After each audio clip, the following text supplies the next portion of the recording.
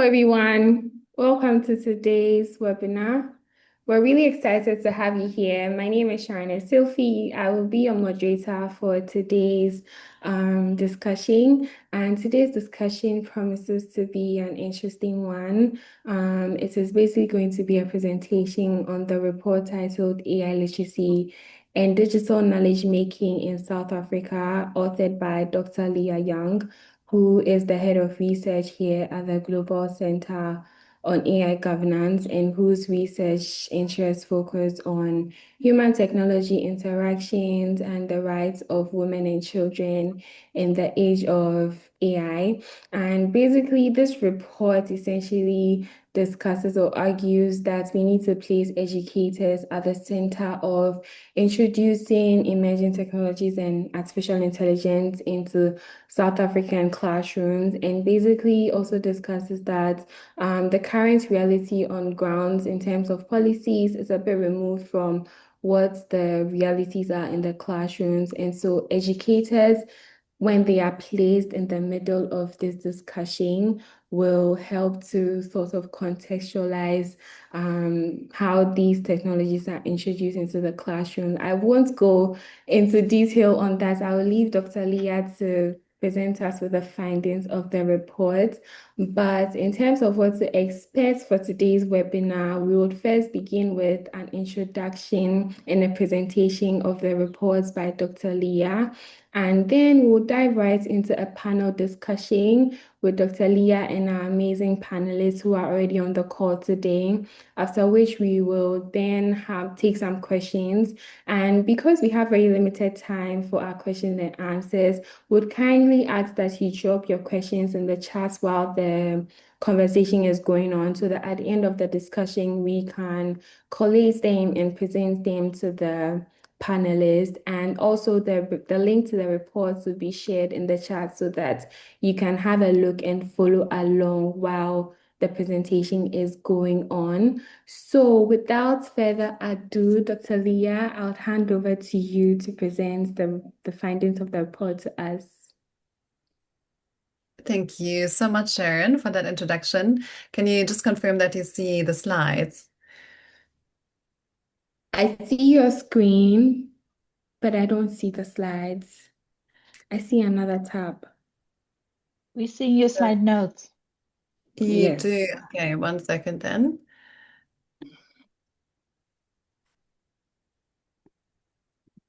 So, how about now? Yes, Leah, I can see Are your we good? screen. Okay. Apologies for that. Thank you again, Sharon. And so just to provide a little bit of context, I approached this report that is, informed by a literature review and a policy analysis, but also expert interviews, as Sharon mentioned, and some of these experts are here today, because I frequently come across, the argument that we need more digital literacy. And every time I hear that, I do find myself asking, what might we actually mean when we talk about, when we say digital literacy and AI skills? So hopefully I will get to know a little bit more from educators as well in the follow-up research. But initially, I thought it was important to start with the sort of contextual setup or a contextual setup and consider digital literacy as something that needs to be, unpacked and contextualized. So, South Africa is quite ambitious when it comes to digital literacy. There are a number of serious efforts to make sure that South Africa is taking an important role as a country in being able to keep up with the pace of AI developments and initiatives, but also to prepare learners for these changes. And so we have the National Future Ready Skills Agenda and an effort to respond to, a more tech-driven economy, or what is often referred to as the Fourth Industrial Revolution. And provide digital literacy and vocational training to learners. We have the coding and robotics curriculum being introduced into primary schools at a very young age. There's the professional development framework for digital learning, and that also tries to account for the importance of pedagogical approaches. And then we have things like Miss Zora, which is an AI-powered digital learning and coding platform that is designed for South Africa specifically, and it's used to support learners as a tutor, but also educators in teaching, through things like analytics. So these are very, very notable efforts, but South Africa is also a setting that makes it quite clear that we need to also pay very close attention, not just generally to pedagogical approaches, being in place, but also to educators' experiences and their understandings of AI. Because what is usually described as skills and information in the context of AI technologies is something that really needs to make sense to educators, right? For them to be able to convey that meaningfully. So typically, digital skills are talked about as a response to a problem or a set of problems, inequality, unemployment, educational disadvantage, and generally as a response to AI becoming more part of, labor landscapes in so many different ways. So it makes sense to think about digital skills as part of the answer. And they are, and as is access and knowing how to use these technologies. But what we saw also in the Global Index on Responsible AI that was just launched is that in different countries, there is quite a strong focus on building digital literacy and on reskilling. But we also see that these approaches are not always sustained. Sometimes they're quite reactive. And we also found that children are overall not sufficiently protected from AI harms. So there often seems to be an assumption that if we provide the right kind of technology and the right kind of training and the right kind of information, that there will be a meaningful uptake and better outcomes. But there's not necessarily a causality to these things. And the South African context shows, what might challenge these kinds of assumptions, because it's a context where the same national ambitions are being implemented in very, very different environments with very different infrastructures and resources and languages, teacher workloads, institutional capacities, etc. So also just to mention the social attitude survey that we worked on in collaboration with the HSRC and asking people across South Africa into different languages how they perceive AI. And it shows that there is an appreciation of what digital technologies can offer, and particularly around access to information. But there are also concerns about, what might be lost. There's lots of questions around what it might mean for, reflective and experience-based and contextual learning that is also guided by cultural knowledge. And especially because elders often don't have the language or the confidence to guide a younger generation and also ensure that important knowledge is preserved or that the information that is conveyed through AI is in line with existing values because these systems are opaque.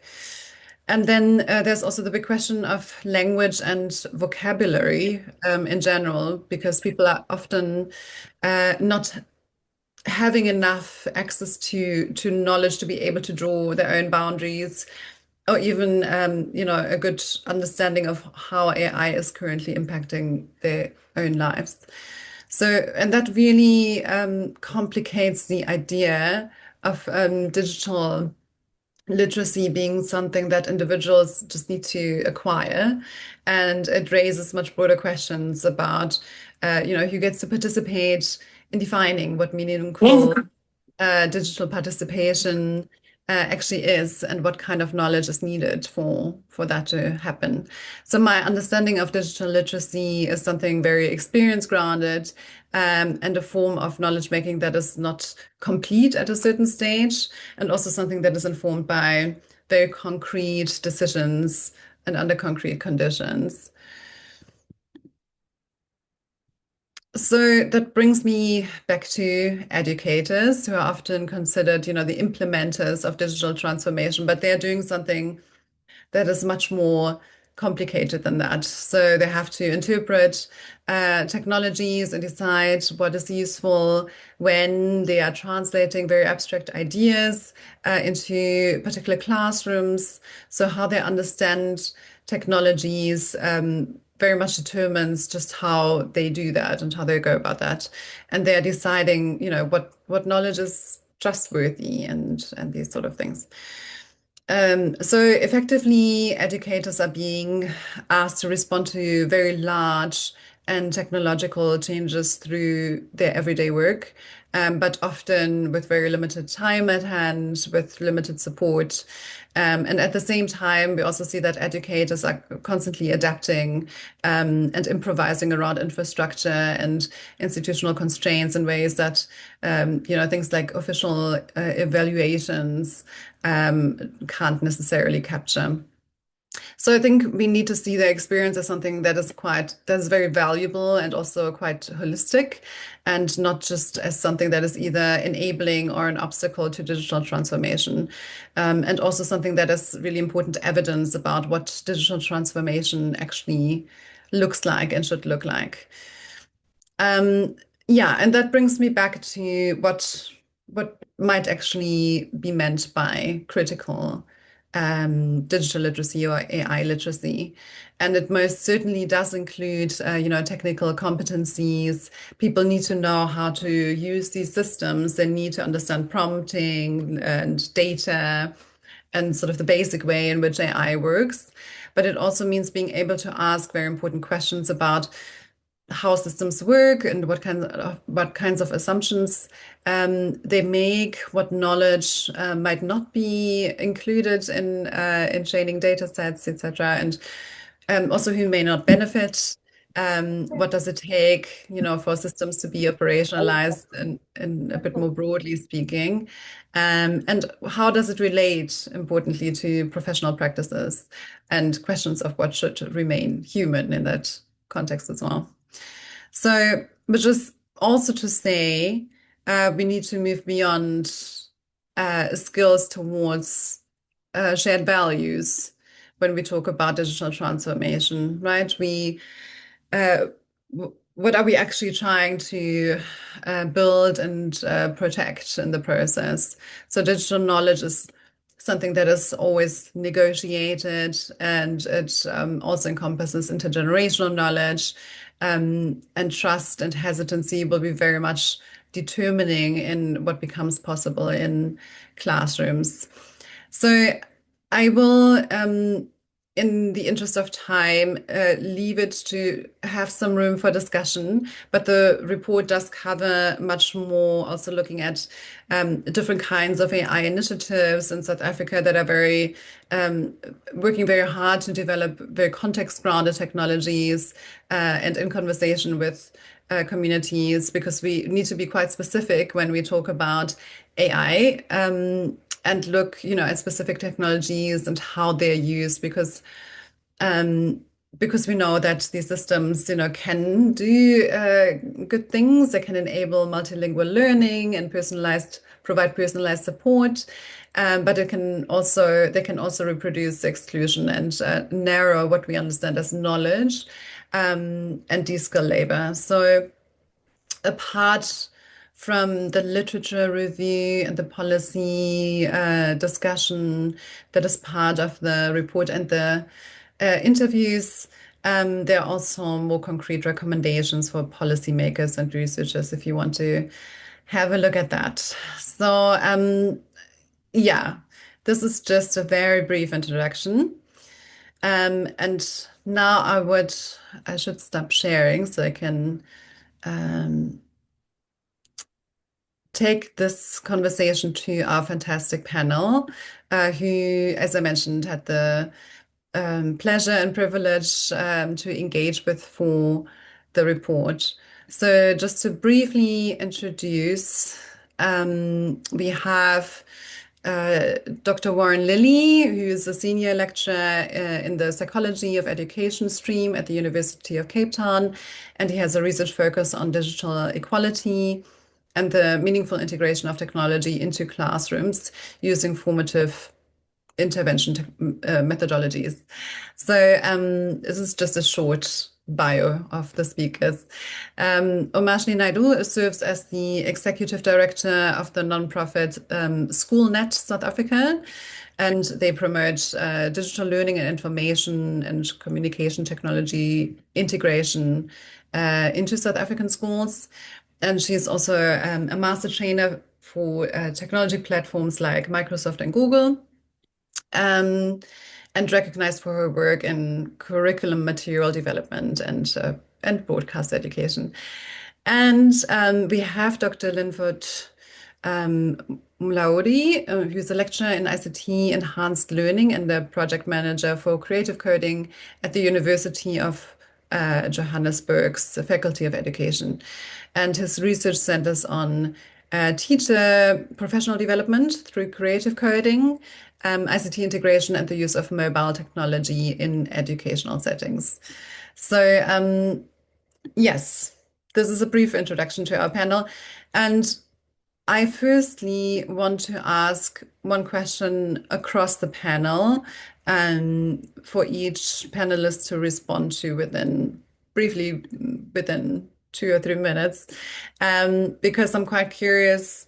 As I mentioned, what really struck me during this work is that digital literacy is treated as something quite abstract, and then what falls out of you is other sense-making processes. And so the more cognitive and the emotional work of learning with and through technologies like AI. As I mentioned, people need to be able to relate to AI in some way for it to become meaningful in their lives, and how this is done is especially crucial for educators, as I mentioned, who ultimately play a very big role in determining whether and how learners engage with these technologies and tools. So from your perspective and your background, what may happen when these relational and pedagogical dimensions are not accounted for sufficiently? I will go in order of the list I have and start with Dr. Warren Lilly. Over to you. Thank you, Leah. And hello, everybody. So I think for me, what really comes from that question is what happens when we ignore sense making, or the problem is not. I think the problem is not one of missing teachers and students' resistance or critical uptake of AI. It's rather a question of how smoothly they are adopted. So much so that this uptake looks like success, while questions of pedagogy and sense making in a deeply unequal system never really enter the conversation. So part of my work is that I get to like meet a lot of educational technology trainers and people that want to do research in this area. And sometimes I'm lucky enough to participate in some of these Gen AI sessions to teachers. And what I've noticed is that they often start and get buy-in from teachers when they engage what it can do for them administratively, like how it can help them with paperwork, rubric setting, answering a parent email, plans, etc. And it works. It works because it meets the real pressures teachers face in their day-to-day work. But with this tool making teachers' administrative loads bearable, the deeper, more systemic questions never get asked about why these loads are so high. So the door that Gen AI comes into is an administrative kind of door, not a pedagogical door. And the stakes for this are exceptionally very real in South African education. In a system that is as unequal as ours is, scaling these tools becomes dangerous. because while we can scale administrative efficiency to everyone, building teachers' capacity or digital literacy or sense making to judge what these tools are used for calls for much measured and localized solutions. Teaching and learning isn't scalable the same way as admin is. You can't procure it, you can't standardize it. So I think that the risk is that isn't that teachers reject AI, it's that they take it up gratefully in a system that doesn't prioritize them asking the more pedagogical, critical questions. And I'll leave it to my other colleagues to engage their perspectives. Leah. Thank you so much, Warren. That's a very interesting response.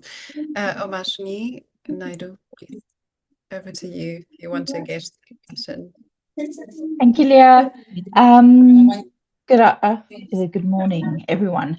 Okay, so from our point of view, there's a number of considerations, particularly from a TPAC point of view, and Schoolnet's sort of implementation models is around technological, pedagogical, and content knowledge. And when we speak about any technology intervention or a program that involves technologies and AI being one of the tools within that spectrum, we start thinking about how does this how do educators relate to the technologies? And in particular, you'll find that many sort of interventions are tool-centric. It's teaching to a particular tool. And the problem that we have is without the pedagogical understanding or the content that matches in terms of how a teacher can integrate in the classroom, the result is that you teach to the tool and then the tool changes next week or next month. And suddenly the teachers are in a space where they're not sure of themselves. And I think what we need to do better is to understand what pedagogical sort of aspect can we bring with these technologies that are in there. So, for example, if a teacher is using, for example, an AI device or a tool to create a worksheet, are they creating it blindly, just saying, just create 20 questions on a particular topic, or are we thinking about the pedagogical aspects of differentiation within the classroom, understanding our context, looking at the content based on caps and what we were supposed to teach? And we need to be thinking about how do we sort of immerse these kinds of elements within the whole conversation around AI literacy, but more importantly, technological access. And for us, ICT integration is very important when we use things in balance and with purpose. Let me leave it there. I'll let my other colleagues contribute. Thank you so much, Omashni. Yes, so Linford, please, would you like to come in on the same question? Yes, thank you very much. The resultant of not really considering the pedagogical aspect of using AI and also not deepening our understanding of AI through teaching and learning. The problem is that we are experiencing right now is people are using technology as a tool that we learn about. So we learn a lot about AI and not through and with AI. And that is where the problem is. So we end up learning a lot about the tool, but not really learning with and through the tool, because that informs our teaching and learning as well. What we are seeing is that majority of people, when we use AI, we are sort of time bound. We just want to do things quickly to avoid spending a lot of time on other things, and as a result, we develop academic laziness. So majority of people look at the production of the output. If it's a lesson plan, we just produce a lesson plan. If it's a report, we produce the report. But we don't really take a deep dive into thinking about what is it that the report, what is it that has been written on that report. And then we also outsource critical skills like critical thinking, and like critical thinking and creative thinking. One of the practical example I would give here is that nowadays, when you look at the AI generated posters, they give rest in peace type of, they're posting something that is really good, but when you look at it immediately, you'd think that someone has died. But why did they even start posting such kind of thing? It means that they just produced the artifact, but they never really looked at it. The poster is plastered even. Someone has a business, for example, and the business colors are red and white, but the poster is black and gold. So usually when we actually design this ourselves, we would integrate the colors that we want. We would actually take much more consideration in terms of what we are producing. But somehow, when people are producing artifacts with AI, they are not questioning the artifacts that they produced. As a result, we have deterioration of critical skills, and we lose, our cognitive abilities. Thank you. Yeah, thank you very much. I do see some very interesting threads through these distinct distinct responses in terms of, what policy can actually do and what pedagogy can do in this context, how we can make sure we can protect certain things and make sure we don't think just about a technology, but through a technology. Thank you so much for these responses. So I have prepared some speaker-specific questions as well, because there were things that that stood out in the conversations to me. One of the first one being for Warren. So in our conversation, you raised a kind of warning about what might happen when the struggle is removed from learning, and what this risks technologizing our way out of education. You mentioned that's how you phrased this. So if we remove the struggle from learning, are we technologizing our way out of education? So I would like to hear a little bit more from you about how AI-enabled tools might be, designed or integrated in a way that they support a more productive struggle that is part of learning as you describe it, rather than taking it out of the process. So what might that look like? Over to Yeah, you, Warren. thank you, Leah. I think as well, just in terms of building from my colleagues, like I think they also just gave really great examples about what I'm speaking about here. So it's really nice to see some resonance. But I think maybe the best way to kind of contextualize my answers is to gauge what I mean when I say learning is about struggle, right? Um, and I would argue that education in the classroom is about struggle. It's about getting things wrong. It's about a learner working really hard on a problem with a teacher who can support them and help them to solve that problem.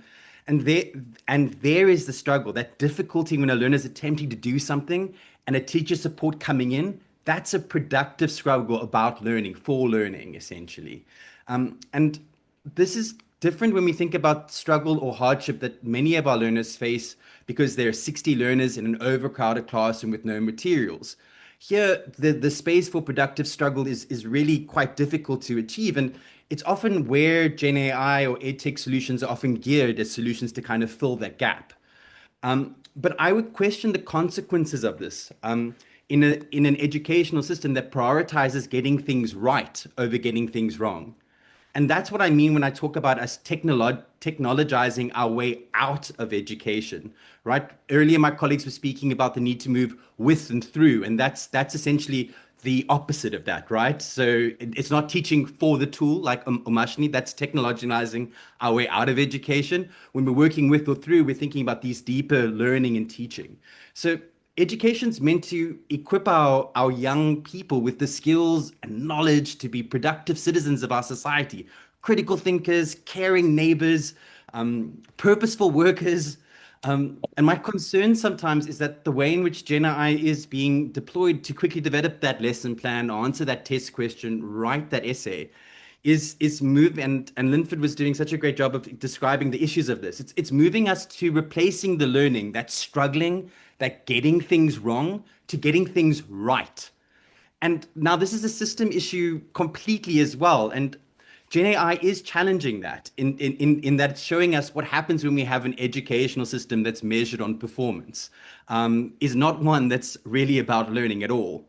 So in other words, what I'm trying to say is the point like is the point of a grade 4 essay, colleagues, the essay or the child who can write one?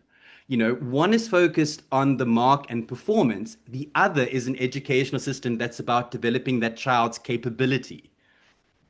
And so how do we offset this? And that's the question that Lee's asking. Well, I don't think we do it by returning to oral examinations or physical tests and banning Gen AI. I don't think that's a possibility for us. But what we do, we kind of prioritize the human relational aspects of struggle in teaching and learning. And I think there's three kind of ways that I think that we can start thinking about it. I think the first is about looking about is enforcing the idea of attempt, where we try and look at learners' unaided work first, right? And then we move towards the second thing, which is about assessing the process of learning, not the product of it. Linford did such a great description of why that's so problematic. So we grade the attempt.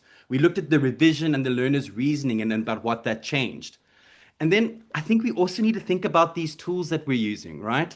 Because we need tools that ask rather than answer. A tool that questions a tool that questions your draft, questions your product, is something completely different than one that writes it. Almost nothing on the market is built this way, which tells you what these are for, what these are, and what these are for. So, I mean, I would think about who questions and prompts. So, I think perhaps most importantly is how this happens and when this happens should be down to teachers and emphasizing their professional autonomy. It shouldn't be policy to introduce AI. It should be teachers' autonomy to decide when, how, etc. So even if these tools do enter. So I think the the real challenge is about shifting that Gen AI economist argument about skills.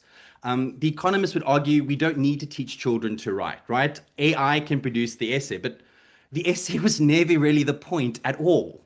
The point was that the point is the child who's different because of writing that essay, and you can't outsource that. And if we try, we've built an education system that produces excellent work with no education. And yeah, I'll leave my that's where I'm kind of sitting on that point. I hope I'm clear. I think we can see from the emoji reactions that this resonates with quite a lot of people. And I can very much imagine that. Thank you for that response. Yes, a lot of emojis. So yes, and for Omashni, you brought up in our conversation that decision makers are often quite drawn to what you refer to as shiny things, as the new technologies that are marketed as something quite transformative. But that's not always attending to how meaningful change may be, may be happening, and the role of human technology interactions and all of these things, and especially educators' ability to understand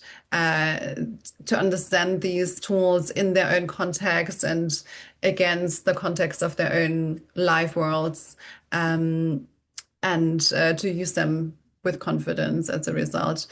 So, are there any examples that, can you speak to this a little bit more? And are there any examples around that come to mind? Thank you, Leah. There's several examples that come to mind, so I'll just have to see how politically correct I can be in terms of my response.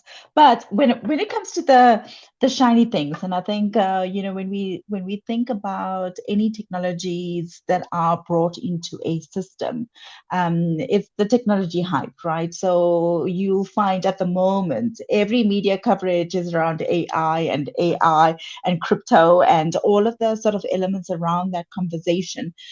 In the the media is around the hype of this. So when we talk about shiny new things, is what's the trending rhetoric?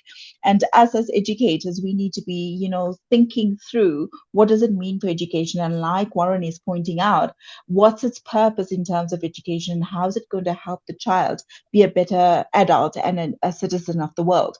And when we think about these shiny things, and when we initially did this interview, I was talking about particularly the media coverage around a new lab installed in some rural space, and a lovely photo opportunity and a ribbon cutting ceremony, which is fabulous, because on the one hand it's providing access to digital technologies, but for far too often we miss the boat in terms of understanding that actually what we should be doing is focusing on how that lab, for example, has purposeful learning, and the pedagogical aspect and the content knowledge therefore then becomes profound. Because if that lab is there and sitting all beautifully equipped without a teacher's confidence in being able to use this and their agency for using it to develop their content for the context in which they are um, uh, providing education, then it's a waste of time. And the focus then is on the shiny thing, as opposed to how do we develop and support the skills that our teachers need in order to ensure that our learners get the best and optimal benefit from these items or technologies being in there, and AI being one of it. So when we talk about so for example, I mean, SA SAMS is a case in point. It's magical because it provides such a diverse amount of data in terms of the learners, their age, the marks, and it follows the child in theory. But what are we doing with that data? Unless we're able to analyze, interpret the data, find ways in which that data has purpose and has sort of resonance in terms of how can you use that data to improve our context in the school environment or community environment, then again, it's a waste of time because we're not using that data in a way that helps us change our context and moves us forward.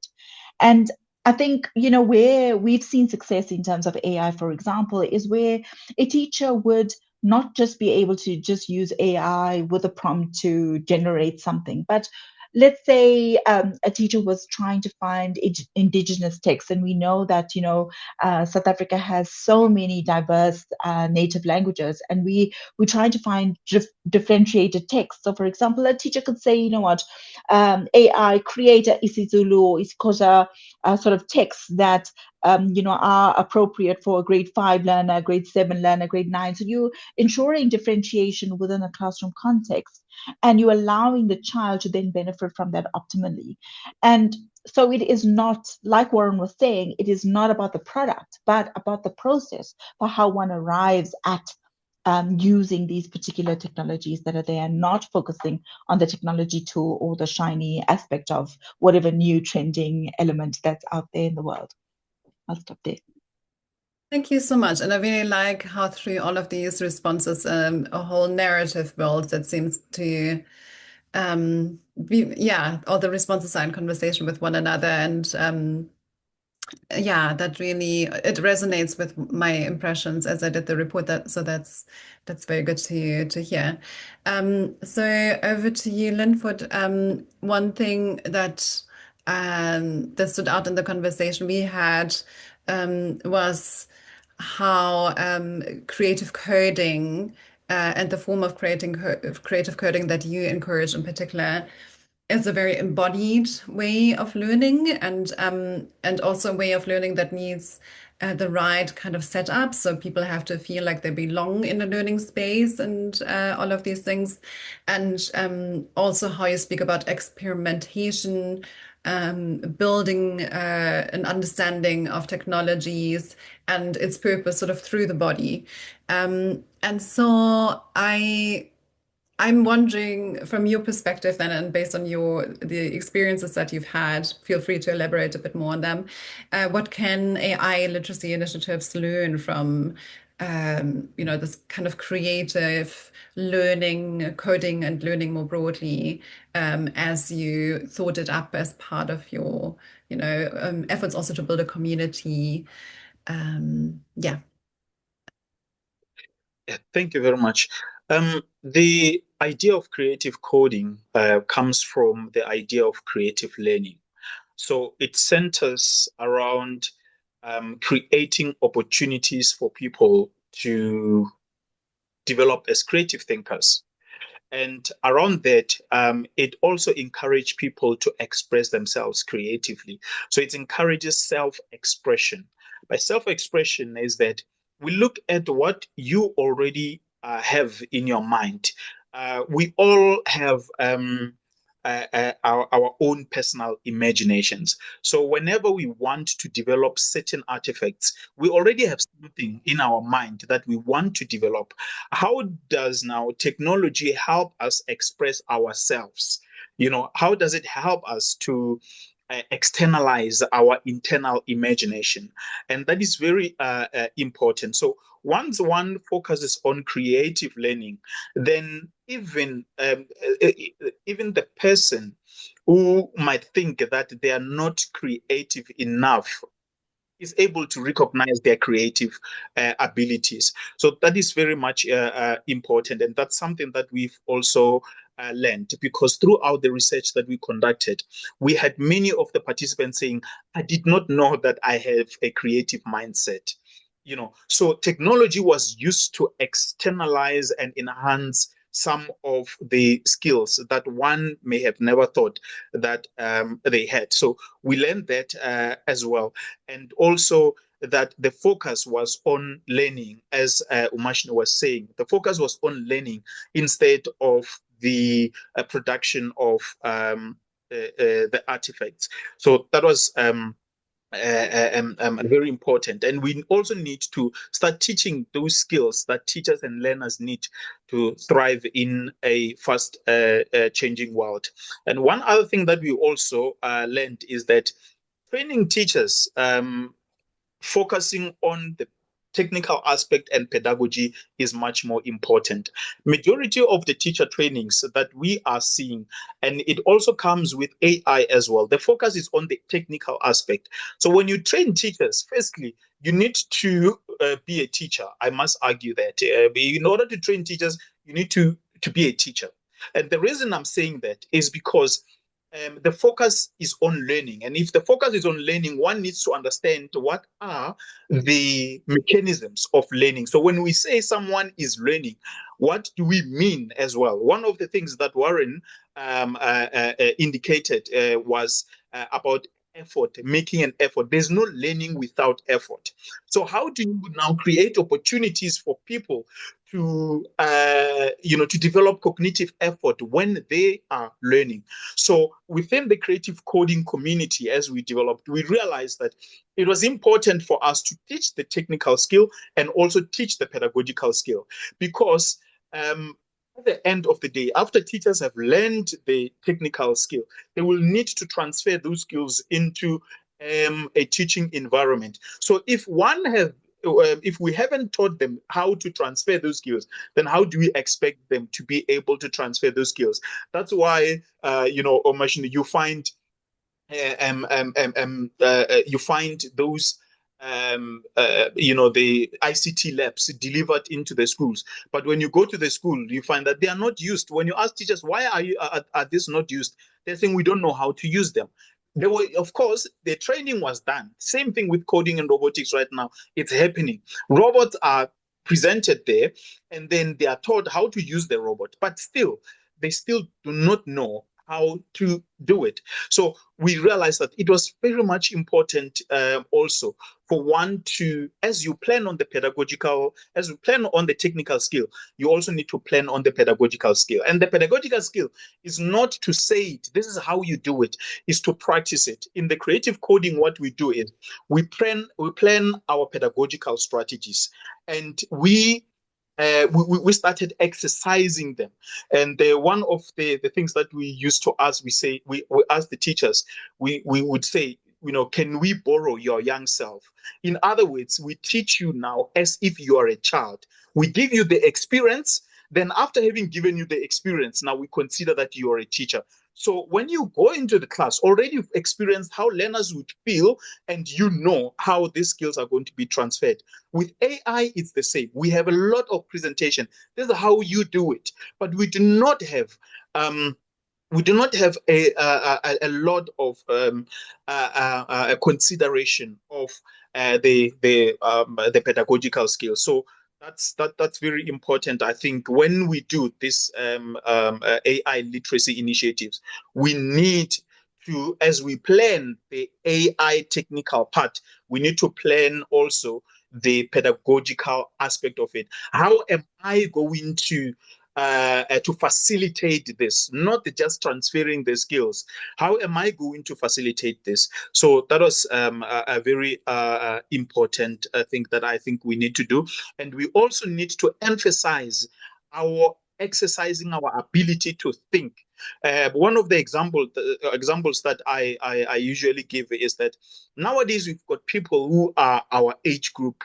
When we have conversations in a social setting, you feel like you're speaking to TikTok.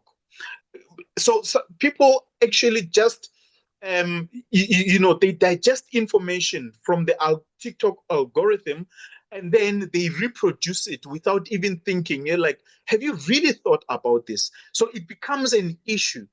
So we really need to find ways to ensure that we capacitate people's thinking abilities and the skills to enhance our human skills as well, instead of replacing them. Thank you so much. I find the idea of, giving educators more agency by sort of considering them children first, and to kind of humble ourselves, quite interesting. Also reminds me of something Omashni said in our conversation around there's sometimes quite skewed perceptions about what people think they already know before and after a training, and how people sometimes just don't know what they don't know. Thank you. These are very exciting responses. And yeah, so I would like to just pose a last question across the panel. And so the report essentially argues that educators must be, and as you all also argue, must be recognized as knowledge makers and as actors, right? Especially given the weight of their role in transforming society, and with the growing introduction of AI technologies in the process, and in very different capacities. So if I were to press you to flag one aspect for those who want to improve South Africa's AI literacy agendas, what would you highlight to these people? We could just go in the same order once more, Warren. Okay, fantastic.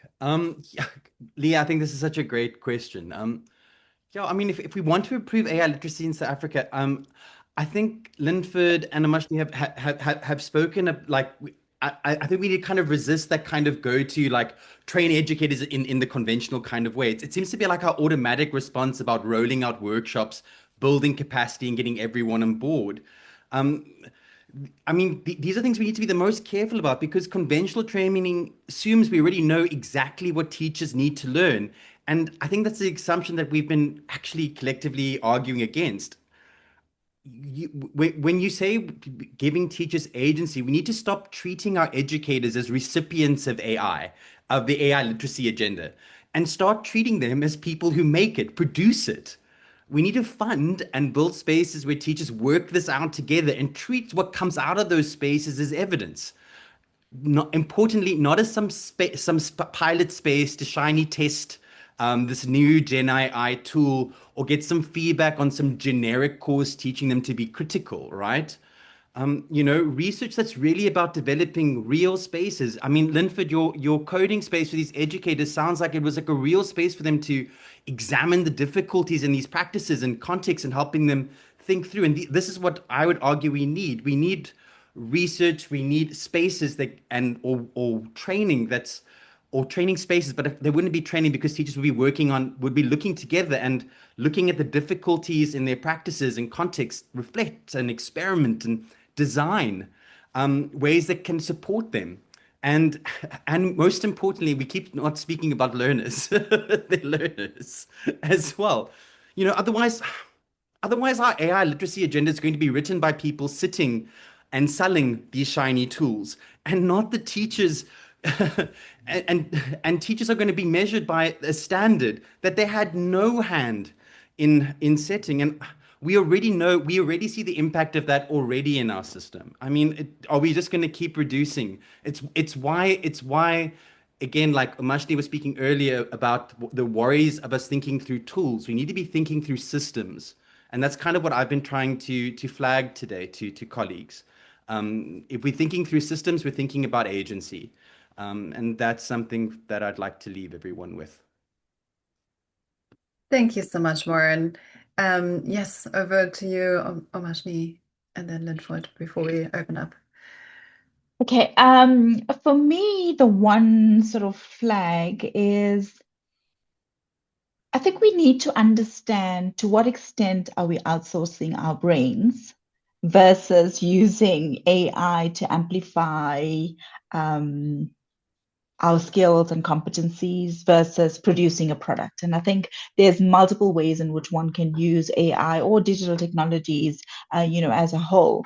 And I'm reminded of Bloom's taxonomy, and I know, it sort of comes through I think, eons of our development across time. But when we start looking at AI and its ability to be able to assimilate information from, all of the vast networks that are available, we know that facts perhaps, but facts, hallucinated facts also, potential, dilemmas around, so knowing what AI is capable of in terms of finding information, but knowing that actually the discernment from our human point of view becomes us being able to see what is it good at, where is it failing, what's the hallucinations that are coming, what's the biases that are in the information that's coming out there, but then looking at how do we then build that in terms of metacognition and looking at how do we then build our own cognition in terms of analyzing the data, what is right, what is, where is that data coming from, what perspective is being provided.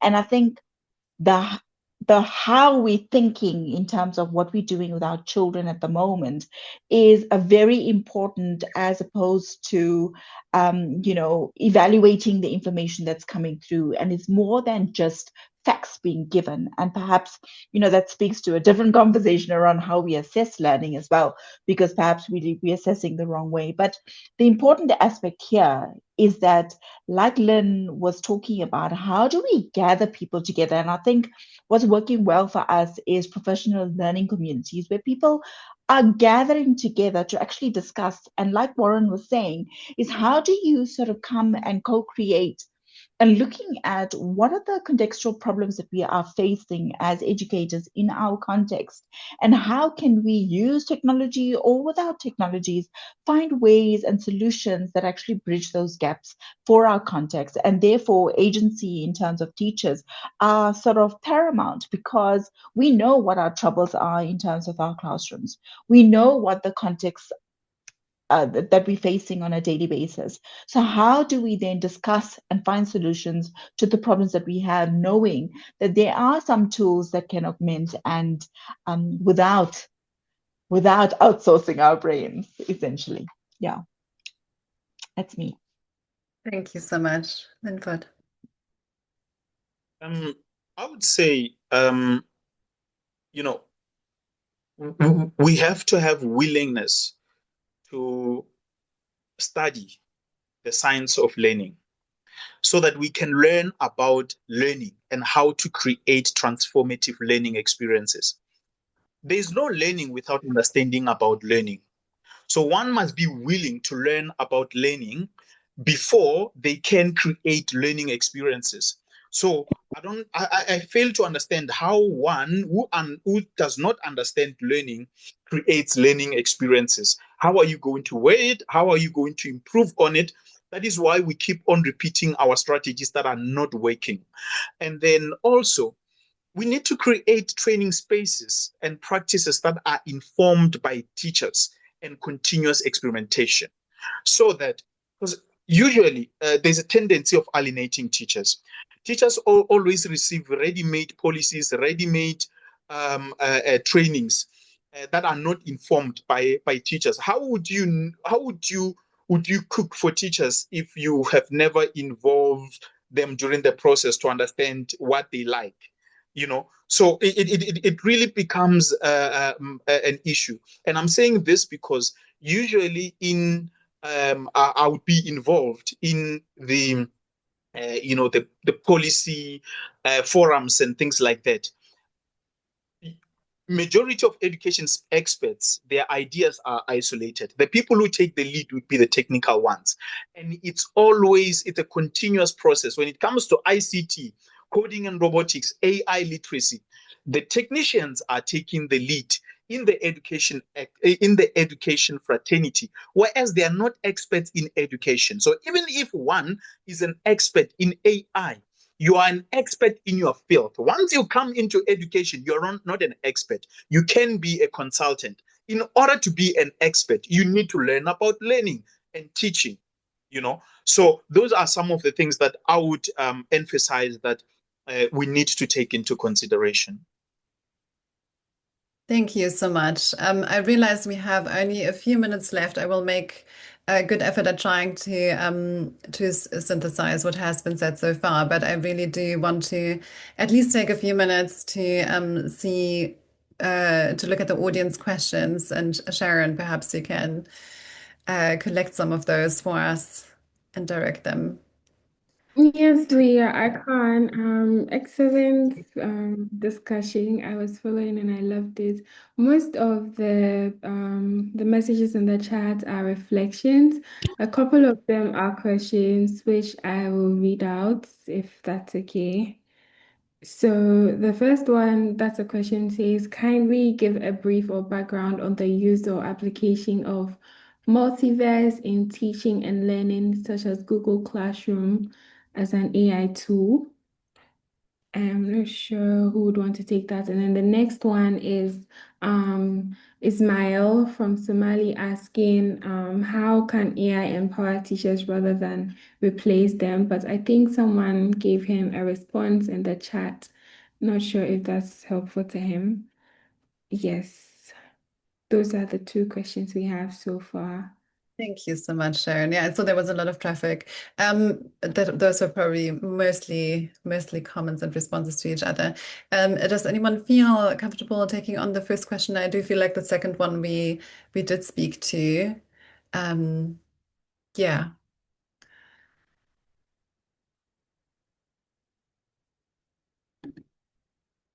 I'm not sure if anyone has this Could particular kind could of you thing. repeat the first question again? Sorry, I got a little bit lost. So Oh is it yeah. asked how specific tools are used? Yes, so the first one was asking about the application of multiverse in teaching and learning in classrooms such as Google Classroom as an AI tool. Is that something that seems to be relevant or that you see? Well, I think it is. I mean, like these tools are in teachers' classrooms, right? But I think what Mashni, Linford, and I have been kind of speaking for is not specifically thinking about the tool, right? We're asking people to think about the teaching and learning that's trying to be prioritized through it.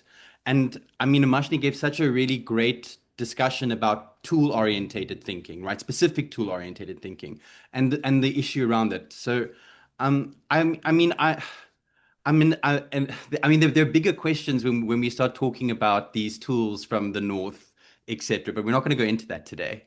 But yeah, I think we try to give you some ways to think about in terms of the larger kinds of ways and what kind of teaching and learning you're trying to consider and what's being done. Is it to use the tool or is it about the learning? And I think that can be a really good guide.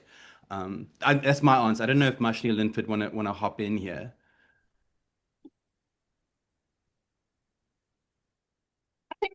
from my point of view, it's such a it I think any intervention depends on its purpose, and without a purposeful sort of um, perspective, we lose ourselves. And like Linford was pointing out, you can't be teaching learning without understanding the dynamics of learning. So any tool, so even word processing can, a word processor can be used in a fabulous way. It depends on the pedagogical sort of perspective, and any tool can be the same. So whether it's Google, the whole suite of tools, whether it's Microsoft, the whole suite of tools, it depends on how you embed the learning within practice. And if it is focused on the process of learning and a child in a group of learners working together to construct knowledge using Google Drive and or Microsoft OneDrive and the set of tools that are coming within that, then that means that you're using it with purpose, you're focusing on the skills and competencies that are coming through, and you're co-creating the knowledge that is coming through in terms of one's understanding and meaning making. Whereas if you're just using the tool because it is a nice to have and it's there in an online space, then you're losing the focus, again, focusing on just the tool as a tool for the sake of it. So I think that's my contribution. Brilliant. Yeah, and I think that also speaks to Jacqueline's question. And both of your responses are also actually quite a good way to wrap up this conversation, because they summarize quite a lot of the key things that were discussed: technologies as a means to think, and defining how do we define success in this context through purpose and meaning making, and how do we use technologies in a way that really speak to the context, that fit the context, that allow teachers to engage with the context rather than ticking off a curriculum agenda item. So it's about the process. Warren talked about the struggle of learning, the back and forth, and it being productive when it's not smooth. Being productive citizens while trying to get things right. Warren also provided some suggestions for how to prioritize reasoning, and actually the whole panel did, and that tools kind of need to be used in a way that helps asking questions rather than simply finding answers. We talked about the importance of creativity and embodied learning rather than the production of an artifact or of a particular kind of output. And we talked about processes of, potentially, regulating this and thinking about a more sort of scaled, about a policy approach, but when, and how to bring in rationales and experiences of educators. So Linford said that teachers need to be trained by teachers because they understand the connection between technology skills and teaching environments, and how to sort of transfer these skills. So pedagogical skills as a practice and as something that does not just require theory, but an actual process and practice. Ultimately, I think we will all agree that we consider educators as experts and sources of very crucial evidence. I think there's a lot more thinking to do about just how they can be part of spaces that are not just kind of extractive pilot endeavors, but something that really speaks and sustains their agency. So this was just an attempt to summarize. I really appreciated the conversation, and part of me is hopes that we can continue it at some point, or even if not now. So yes, thank you very much for joining.